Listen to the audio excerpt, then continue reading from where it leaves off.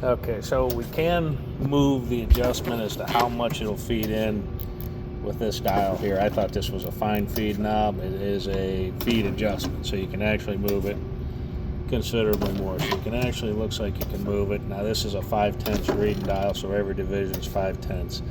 So you can move it a lot more than we were thinking.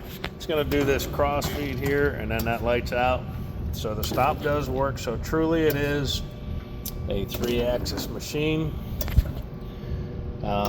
So now it's a matter of if you can deal with a couple of things, and I think that as we're running it, everything does seem to be working better. So that's going to conclude this video.